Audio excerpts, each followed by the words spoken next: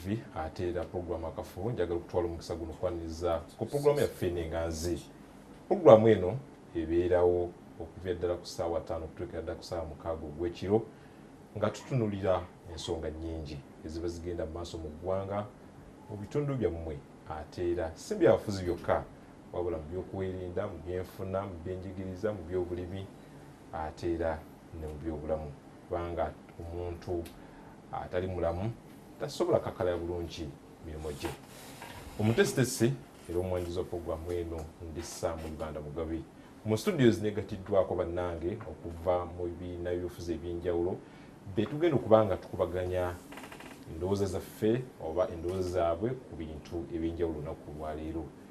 Negatiddwako mu NRM omulangira munnange omulangira Wasajja okuva Kalangala kituufu buza ku bantu bafa batulaba abantu bakatonda abatulaba nabatuwuliriza balamusizaako nnyo mu linnya lya Mukama waffe Yesu. Nebaza Katonda olw'ekirabo eky'obulamu nsaasidde abo abalumiddwa n'abafiiriddwa naye mbakwasa Zabbuli 121 egamba nti Mukama embezi ddala atabulawo omukola b'ennaku era nkulisaayo abo bonna ababadde ku mirimu kubanga ebyawandiikibwa bigamba ayavuwala akola n'omukono oguddiridde naye omukono ogw'obunyiikivu guleeta obugagga. Ate nkusiroganira TV zino tukole mutukubiriza kukola Katonda atugamba kukola ate naffe mwenale mutugamba bonna bagaggawale tuyinza gaggawala nga tukoze. Ate ne National Ethical Police egamba nti buli Munnayuganda omutuufu yali badde alina kyakola okweyimirizaawo n'okuyimirizaawo abantu okwetuusaako kyatasobola kwegulira. Naffe mu nnyanja nvuddeyo bulungi monopoly esusse mu bizinensi yaffe naye nankubadde nnyingi naye tukola. weyofuza ate ono nayo ki enjini ng'ogibuulira bulungi kumpi verses zonna mu Bayibuli ezimanyi era kituufu Bayibuli egamba nabbi bw'atavaayo kuyimirira eggwanga ligwa yonna ensi ezibadde zikyankalana Nineve Katonda yatumayo yona bw'ogende ne Sodoma ne Gomora Katonda yatumayo nabbi byonna nabbi bw'atavaayo kuyimirira eggwanga ligwa era n'omulamu ogw'ogenda otuleetera manyi gujja kwetooloolera awo ku bya nabbi kuvaayo kuyimirira ng'eggwanga ligwa. webale nnyo oye mulangira Wasajja mu NRM simanyi oba yajingira ddi oba ali mu NRM erenkadde oba ali mu NRM empya wadde mulira abamu bagamba waliwo empya kayindo tafire kuuli bwasonga nina emyaka 4 naye namba emu mu Buganda bwe yajja ne President Museveni ekayabwe ewaffe taata wange yanteeka wano ku kibegabega ne tugenda okumwaniriza awo wennyini mwami Museveni wankwatira mu ngalo n'agaha akaana kano awo nayingirira simanyiyo kibiina kirala kyenaalabye kale oyo mulangira Wasajja bwati bwayogerera ekintu kye ayiza ndi mu ttiimu constitution yaffe tukkiriza okwogerera ekibiina ayinza okubanga propaganda w'ababigirwa yenna woba omusanze ekintu akifunyeemu nnyo. Mu studios ate era negatiddwako muganda wange Moses Bigirwa mu DP mu Democratic Party akiikira DP okuva e Busoga ndowooza bwekiri muganda wange babuze kabatulaba programu yaffe akafuba okusalamu TV. Ndi wa mukisa nate okoma mu studio za TV yaffe eno Salamu TV mabegakawo twaliko wano tukubaganya ensonga tukubaganya ebirowoozo ku nsonga ez'enjawulo nate tukomyewo. Kakati abatulaba n'abatuuliza mbagala okutulaba okulungi ne programu ennungi. Buyende egamba ki Obusoga? Greater Busoga because nga bw'omanyi nze struggle yange nenemuko si ya Buluka si ya Gombola si ya Muluka kati constituency agivaamu kati wajekera damu twagala kununula ggwanga lyonna so advocacy nze gye nkola ngezaako okuzuukusa bannayuganda bonna so naye nga base gyenva nva Busoga naye nga campaign ya ggwanga lyonna so buloni meeting ati constituency egamba ki olukukuba akalulu eringe nate odda ku bya ggwanga sina kunga bw'otunuulira n'ebigenda mu maaso e Busoga actually abantu bakaba bukayo maziga baneetondera nakafuna 10,000 z'abantu ezineetondera tusonyiwe tetwamanya awamu nekwebyo nga basaba n'okusaba oba oliawo Katonda abeeko kyasuulawo okulonda kuddemu kwegamba abantu batuuse ku ekyo abantu batuuse ku eyo levo naye nze nembagamba nti Katonda tagera bubi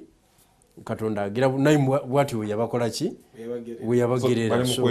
bali mu kwetonda emisana n'ekiro aba Budio East constituency aba Kamuli municipality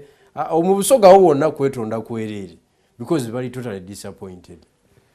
Bigirwa yo Bigirwa mu DP mu Democratic Party irachikira DP okuva Busoga kutegezeza ensonga za Democratic Party sebo ensonga za gwanga olukiiko olufuzi National Executive Committee eya DP egenda kuteekateeka olukiiko oluddirira amaanyi lwe bayita National Council. National Council olukiiko olwo lwe lujjuza ebifo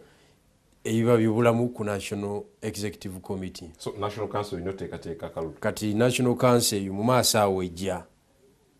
mu maaso awo egenda kujjuza ekifo kya Secretary General, egenda kujjuza ekyomuwanika jjukira Kikungo yatufaako Nalebonsubuga yatufaako National Chairman yatufaako almost yagenda mwanare politically yatufaako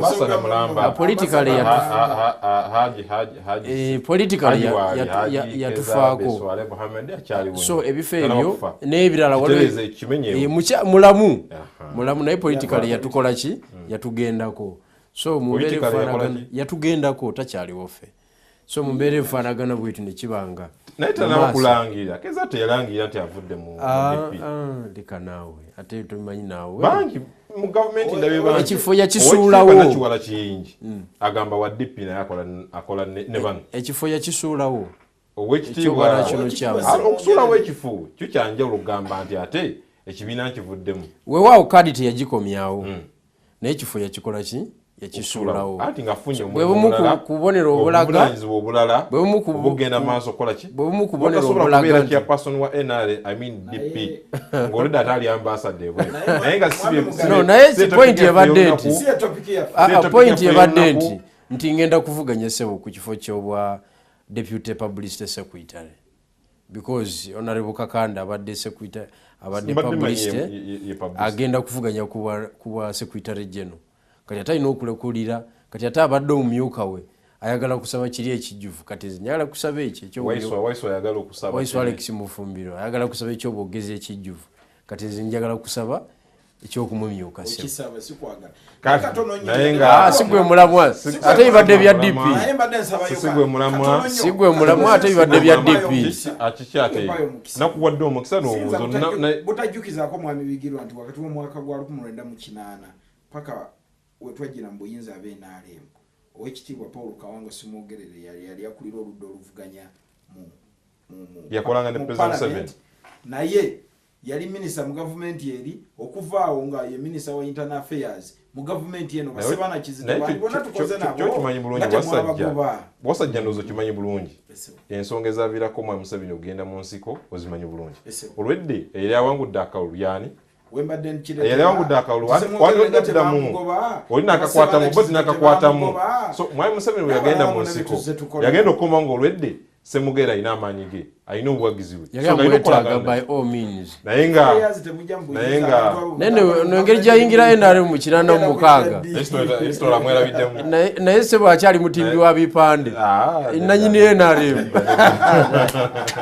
kyokka baddaye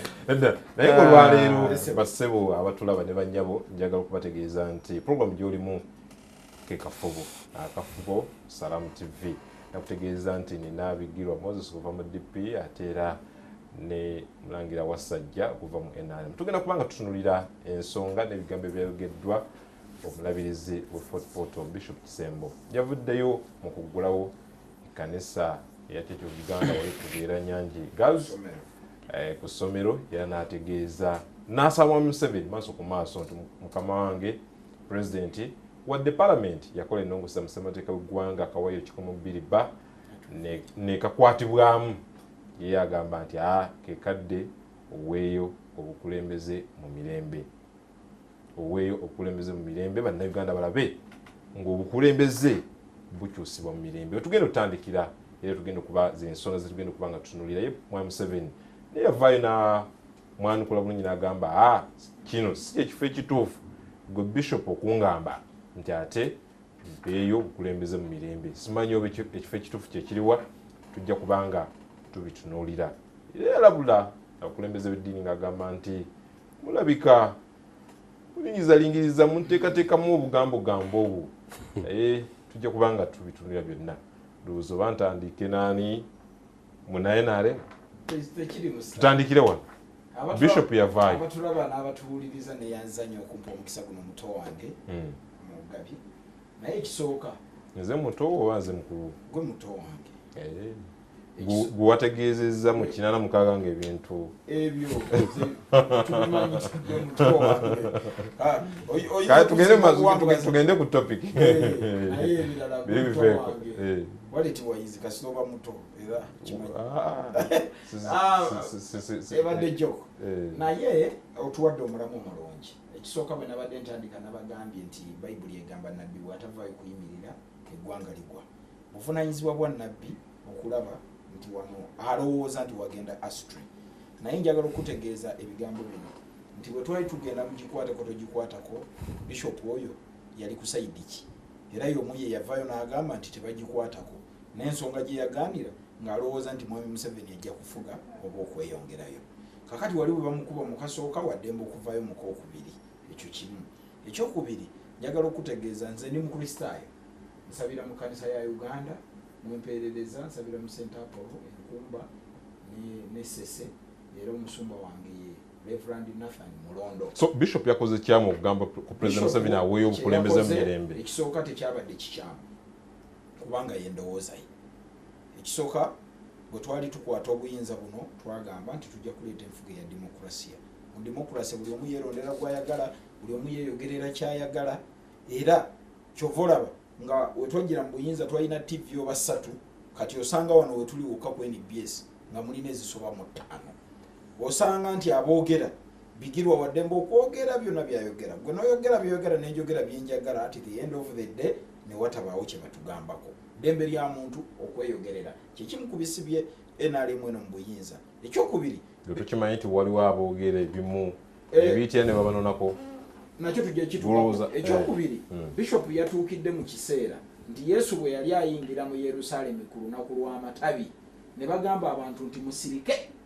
temwogera omusajja oyo kumugulumiza Yesu n'addamu n'abagamba nti abantu mbaleke boogere bwe batayogere amayinja gajja kwogera ekyenaali mutu akitegeera tuleka buli muntu n'ayogera si kulwanga amayinja gakola ki onojjukira nti mu gavumenti ya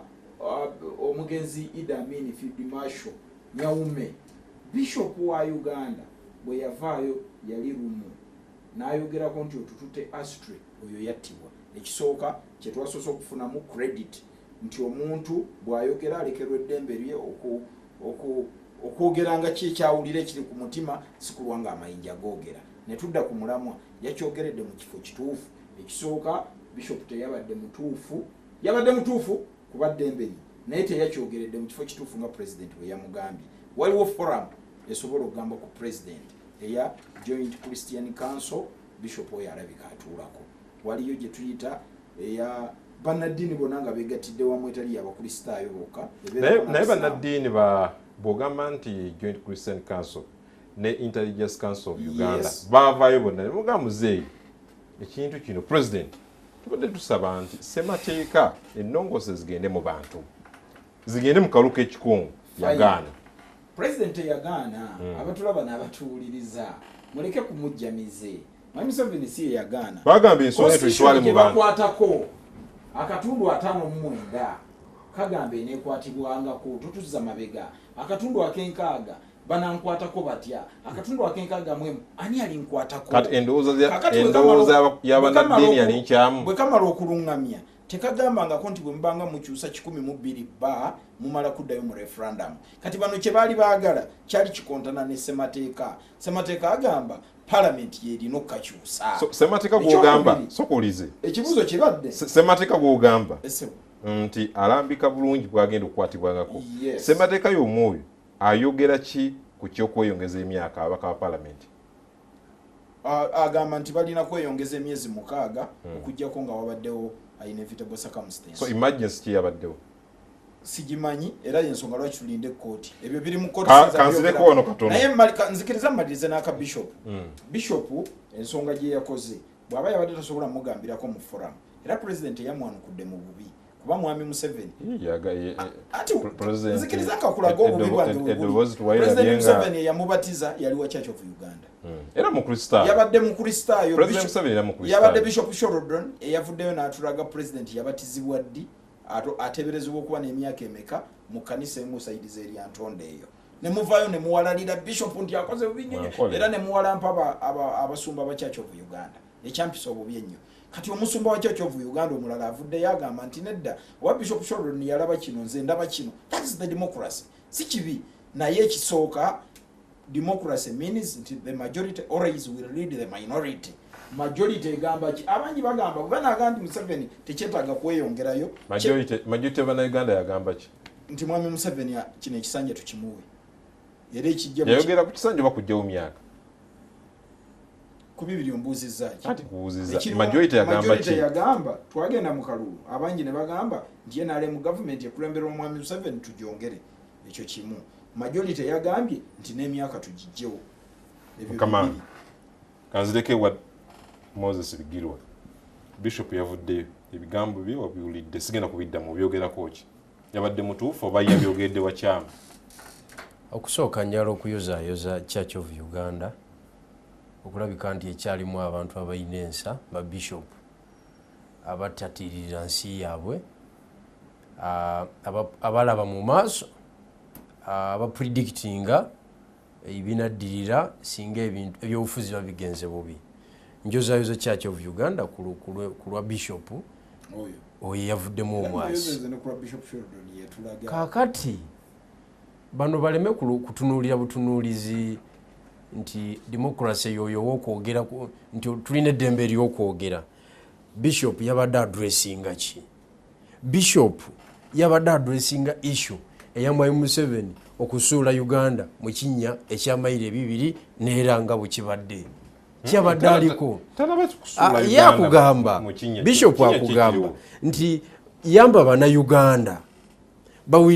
bawitnessinge ku peaceful transfer of power because Bishop akimanyi nti the moment kasita olemera power wabeerawo factors ezimaginga zotalinaako control ne zitisa abantu nawe n'ogenda bubi. Examples wezito ezinza nazimalawo era yali mwami Museveni mu mwaka gw'79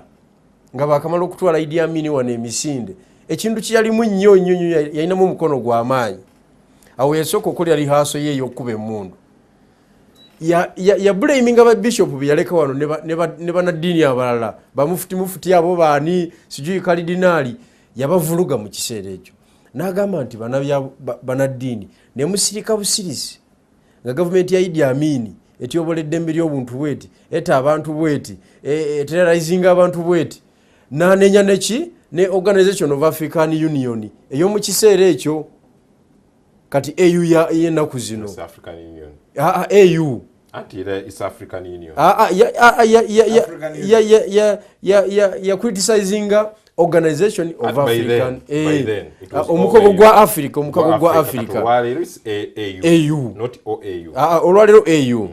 kakati n'agamba nti ne mugaana okuyingira mu nsonga zino nga mwerimbika mukawayire kali akagamba nti ensi ez'ebweru tezinterfering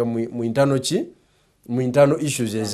ezensi ng'abantu bafa. Kakati yimwe Museveni y'omwoyo yatayagala yabogoledde munaddiini n'akangula ne ku ddoboozi n'agamba this is indiscipline of the highest order, it should stop with immediate effect.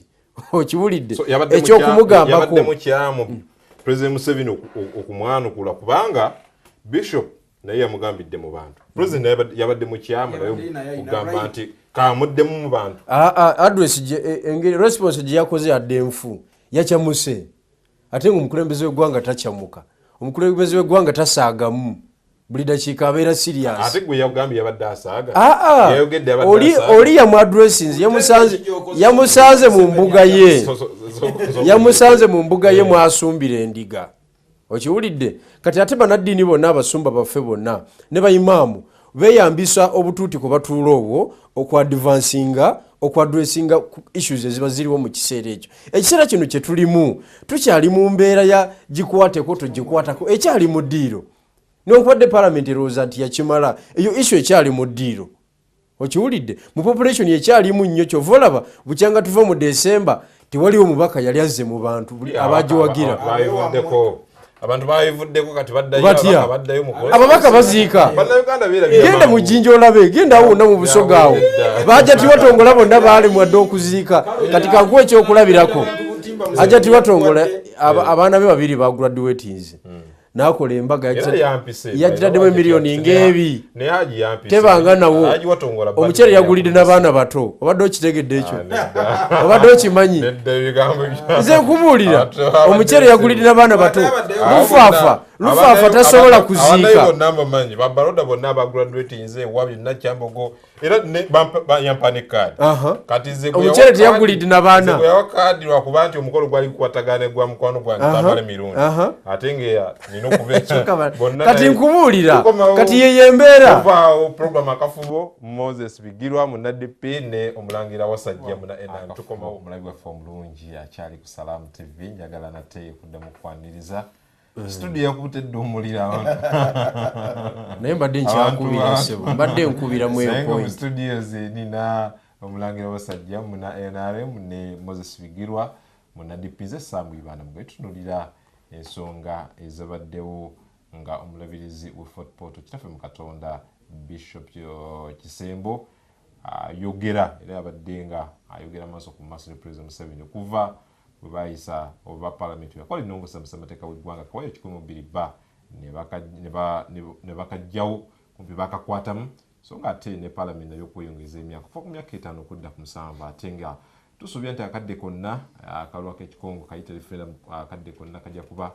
kateekebwateekebwa dde ng'ensonga eno zitegeeza nti budget oba embalirira y'akaluka tena bagenda olaba nga eteekebwa mu nteekateeka kubanga wadde budget framework paper y'omwaka 2018 yayisibwa parliament y'eggwanga naye akalukano oba ensimbi zino oba budget eno tezaateekebwamu okusinziira ne ku ssente bakakyuka parliament akalwa ku byamateeka n'ensonga za parliament Jacob Oboth nayogerako naye so nga ate era ne SC nayo bwetyo bwegamba kubanga gavumenti mu butongo tenaba kuwandikira kakiiko kabyakulonda kuddamu kulaba nga bateekateeka oba okuteekateeka akalulu kano so mbadde nkubira maliriza mu mbadde nkubira kati Bishop Ruben Kisembo oba Ruben Kisembo kati mweno mu 2018 kati bwetwogerera kati yakyali omuzira waffe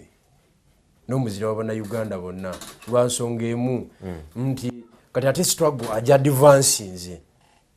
n'agitwala mu maaso g'omusajja kuba Mwai Museveni tukizudde nekino tukizudde nti abantu bonna abamiitinga Mwai Museveni bampaayo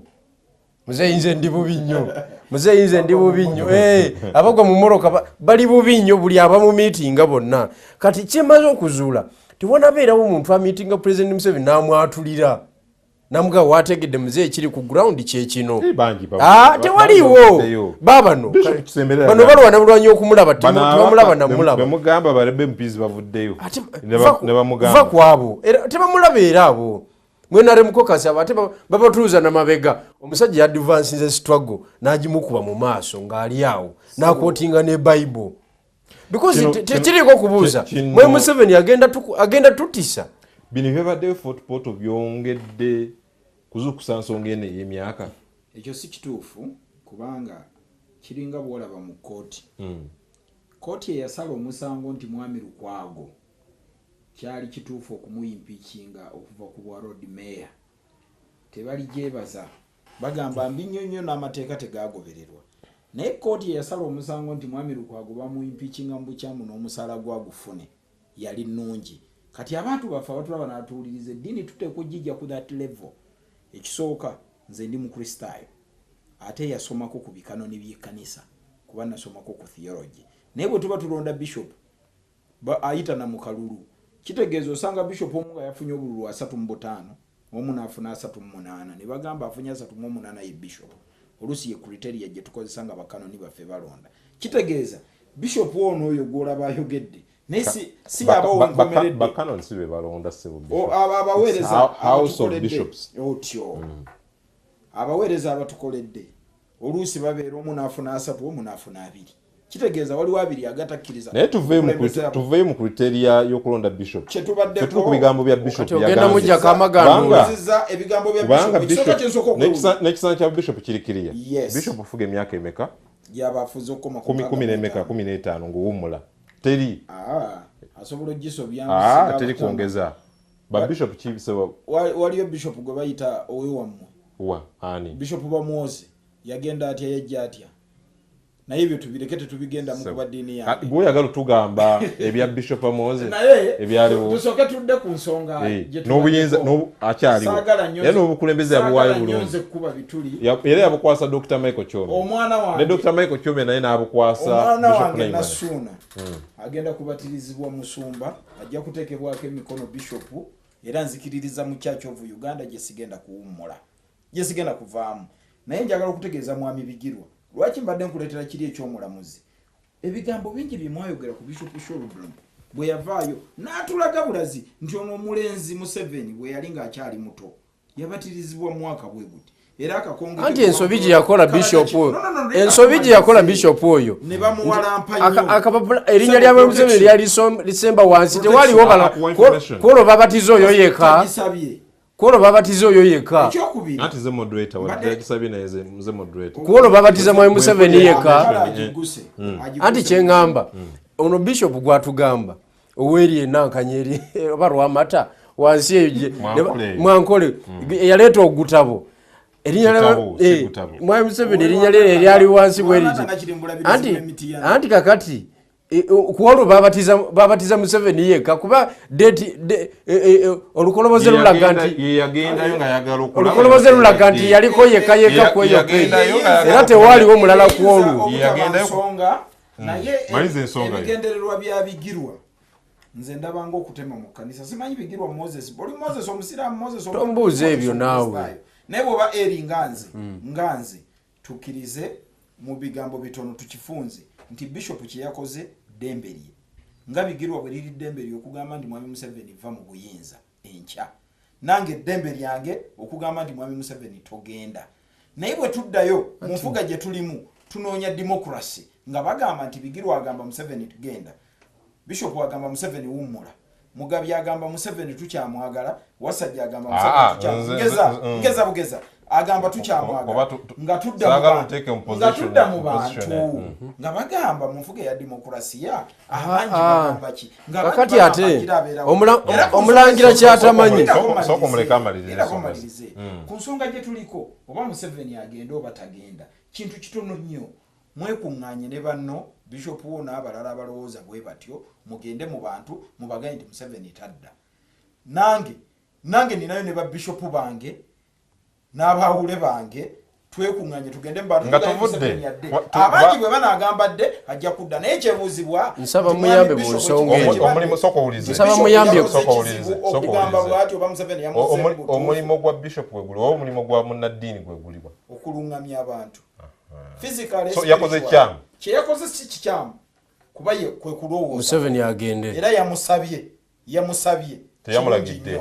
teyamulagidde mwami Museveni n'addamu ng'endowooza ye bweri kuba mwami Museveni awo wali ne bamulaba mwami Museveni siye yeeteekawo Museveni ayina mandeeti ayina ebbendobendo lya ettundutundu ly'abantu abamusitula ne bamutuuza mu ntebe eyo batanatuuka kulyamulukwe mwe kikyamu ki ekyokugamba nti bannaddiini besitwe bagende wa President Museveni kuba President Museveni muntu mukulu kati kyogamba okateeka mu bannaddiini bokaba bishop abalowooza nga bishop oyo be bangi sooka owulize mulangira lwaki babishopu bano ne bannabyabufuzi tebasobola kwesita bagamba nti katugende wa Museveni tumugambire mu State House lwaki balinda mu bantu kakati ensonga eyo nga sinaba kugiddamu kansooka entereze muganda wange ono omulangira agambye mbu olw'okuba nze position yange agende ye mbwabeerewo mwami Museveni ali ku mandate y'abantu kankubuulire democracy tomudefining bwe batyo democracy ye game ey'okwerekereza njagala okutegeeza olwaleero Barack Obama singa akyali president wa America. Lindako. Olowooza lwaki limits zibeera mu kitabo ekirungamye eggwanga. Limits zibeera mu kitabo anti bano abasajja bo tebategeera. Mbadde nkyazimba point eno. Lindako.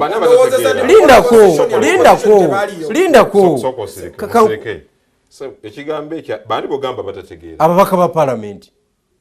Democracy abaako limiti. Because office of a president erimu amaanyi mangi. Olyokwogera kyovola bantu olyokwogera ekintu kye baamutuma. Baani abamutuma? Abalonzi baabwe. Baliwa. Abalonzi baabwe. Obadde ki naawe? Abantu be batwala emisinde buli lwe bagenda okwebuuza ku bantu ne batwala emisinde. Obutambi bwonna Salama TV ebulina, NBS ebulina ng'ababaka bagaaniddwa okukola ki? Okuba n'enkuŋŋaana kw'eyo ensonga. Kakati atodde wano tumalire obudde kw'eyo ensonga. Ekikulu kiri nti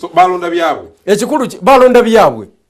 Balonda byabwe si yali position y'abantu. Ate gwe osakira ku parliament okimanyi bulungi nnyo nti off camera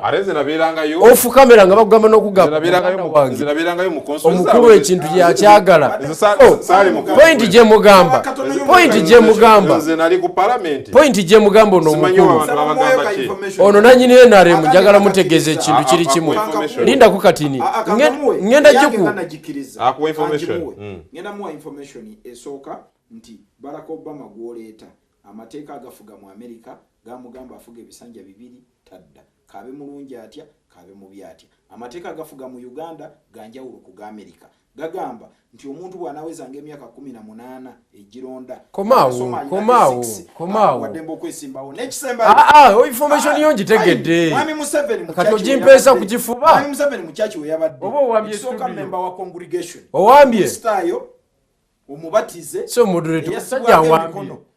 fe mukyaki yaffe omanyi musajja omuvubi tukiriziganya omanyi musajja omuvubi abawule n'abasumba bwe tuba n'ensonga munjumwe babadde Museveni muagwa issue za democracy obanga alayira obanga alina ensonga sagala kwogera nga Muganda wange njagala tubeere ne order ompulirizeeko bulungi kuba mubeera ku mwalo ne mukayanira ebyennyanja babeera ku mwalo ne bakayanira ebyennyanja naye nze issue za democracy nazisoma nozisoma theory ya separation of power nagisoma okiwulidde power za executive nzimanyi power za judiciary nzimanyi power za legislature nzimanyi buli kintu kyonna nkimanyi okiwulidde. Kati kyenjagala okutegeeza abazungu tebaali basiru okuleeta ekigambo presidency ne bakiteekako limits ez'enjawulo. Bakimanyi mu Africa abantu tebategeera. Donald Trump yakamala okutuvuma juzi wano nti African countries they are shit or what countries ng'asinziira ku ki eneeyisa abakulembeze gye bakola ki. Gwe ngomaze okufuga eggwanga oyina mandate ya myaka 35 gy'ofuze n'olaga eggwanga tolina kye waakoze. Nolaga eggwanga nti gwe tonafuga n'olunaku n'olumu gwe batosindisemu bantu mu kukemebwa. Zezo limits omusajja bishops yabadde ayagala okukola ki dangers bishops yabadde alengeza Mwami Museveni nti buli lw'onoolemerako ogenda kukemesa abantu. Ate ekyomukisa omubi Mwami Museveni alowooza nti alina monopoly ku violence. So kankubuuze sokoddemu ekibuuzo kyange va ku bya violence sokoddemu ekibuuzo kyange lwaki bannaddiini namwe bannabyafuzi betulowooza nti mwe mulina okulaga bannayuganda ekkubo mu byofuzi temwesitula ne mugenda mu State House mugambe ku Mwami Museveni ekimala kimala. Lwaki mubyogerera eno tabawa platform? Tayinza kulaba ate akulaba atya abo bannaddiini bennyini yababulokinga. Lindako abo tosobola kukola appointment nti njagala kwogera na President Museveni ku nsonga za peaceful transfer of power. President Museveni tasobola kukkiriza bantu bagala kumulaba kugamba nti option gye tusigaze eri emu ye ambush ngezo zagenda okugwamu saagala okumiliyoni okuma omuliro mu bantu wano si muliro mu bantu sokoddemu ekisooka President Museveni tasobola kuwa platform bantu bano kwogera nabo. Mwami Bigirwa atamanyi protocol. Mwami Bigirwa si PPS wa president si asalawo abanalaba abagenyi ba president oba n'abagaana olw'okuba talina mukisa ogwo n'okubimanya ne kumulema kankusomese. bw'oba oyagala okulaba president ogenda ku ofiisi za president kakati lwaki tomulaba oyo kenyini ayagala mulaba kati lwaki tomulaba ate olagirire nze kati yefudde musawo muganda yefudde musawo wa kinnansi agaba obugagga nga ye mwavu muzibu tolina right ku ekyo babulire kati nebigirwa oba mwali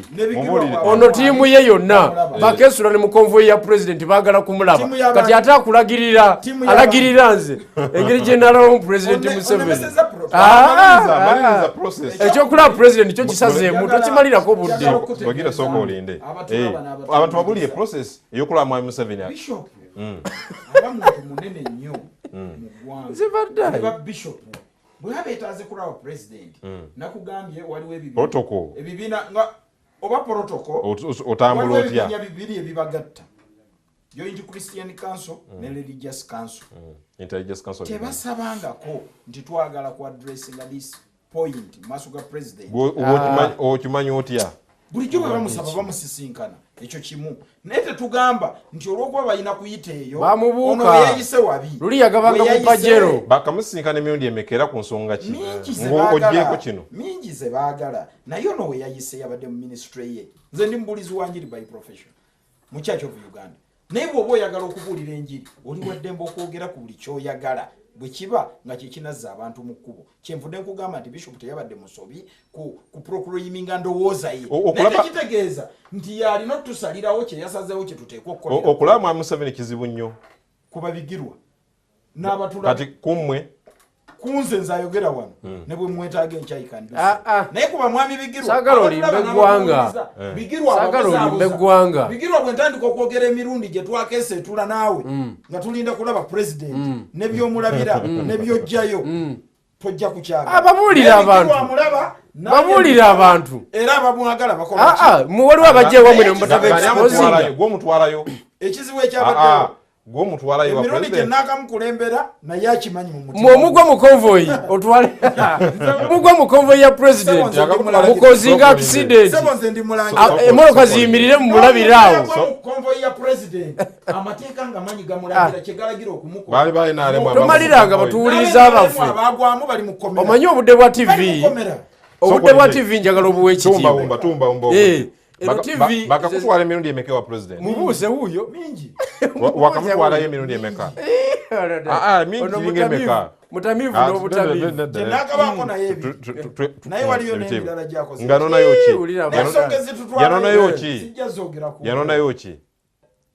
nebyafunayo abimanyi anti bye mbadde njagala tubuulire kamera yiyo oli mu kamera yiyo bingi nabyanonayo abimanyi waliwo byesijja nze tekiriko obulungi bwange nze kamera yiyo ngikuwadde abantu babuulire nga bwontwala ewaani omwami Museveni naye kikyamukulawa mwami Museveni tikankubuulire mu nsi ezikulaakulanye mu nsonga za demokrasiya ne politics yakuze opposition eteekwa buteekwa ku miitinga oludda olufuga naye wano mu Uganda kiri vice versa nti ono yayonoona nnyo entebe eno buli amutuukako yenna aba awedde kivula buli muntu yenna akoze attemputi okumumiitinga taddanga mukubeera relevant mu bintu by'ebyobufuzi so mu mbeera efaanagana bwetyo nga nsiibula omulangira njagala mutegeeza nti ebintu by'okutiisatiisa abantu mbu wali olabye mwami Museveni oba wali tomulabanga si byakusaaga mu busaazi okiwulidde kizibu nnyo okulaba mwami Museveni nze nganze sinafuna bwetavula mwami Museveni naye ng'oweetaaga okumulaba era bwe mba musisinkanye kati era mugamba nga bishop yamugambye wandi singa kuwa chance olwaleero nsobola okusinkana mwami Museveni mulaba mu public place ku nsonga ya peaceful transfer of power ye yoka sina kye mwagaza kirala ate kati nsabe ki kuba ne bano baavu bazibu nabo bampaayo omutwalo abamutimbira ebipande abamukolera donke waka yenna nabo bampaayo omutwalo kakati nga nze musaba ki so nga nze nva ku muzindaalo njagala okutegeeza abatulaba baffe abalungi ku Salamu TV nti bishop ono n'ekigambo kyeyogedde kikulu nnyo njagala tukiwagire ate twenkalejinge ba bishop baffe bonna mu structure za church zonna ne mu mizikiti batandika okwatulira omusajja ono baleme kukoma kukwatulira musajja ono baatulire ababaka ba parliament batulire ba chairman ba district batulire ba kansala batulire ba public officers bonna abalete sente mu church empitirivu ennyo babagambe nti sente zemulese za kibi za buli luwanguzi sente zino za bannayuganda kati mwakanizibwa azimba church mwakanizibwa azimba church gokimanyi nti mwakanizi asobola okuzimba na mirembe ye kabwomu ne Matiya Kasaija naye nga zaffe nkubiriza abatulabiye mwena nti ebigambo ebibadde wano ne bimuwulira byabo byabufuzi omusajja nandiiza tiisambu yantwale wa yayingidde mu nsonga y'ebyennyanja mbategeeza sente zagenze ku akawunti okugulira obutimba abo be balowooza nti bakoze okukyuka okuva mu bubi okudda mu bulungi webalenya obudde nti mukama atubeere atuwa omukisa tubeere bakakkamu monopole mu mirimu gyaffe NRM egikutteko bino bye muwulira okulaba president n'obutamulaba si kye kikulu n'ekyo twagala service delivery bwe ziba zikutuukako weesuneko bwe ziba tezinnakutuukako fuba okulaba wa channel ze twateekawo mwe tuyita okuguusa steady progress. Bano abali bagudde mu konvu ya president bavudde mu komera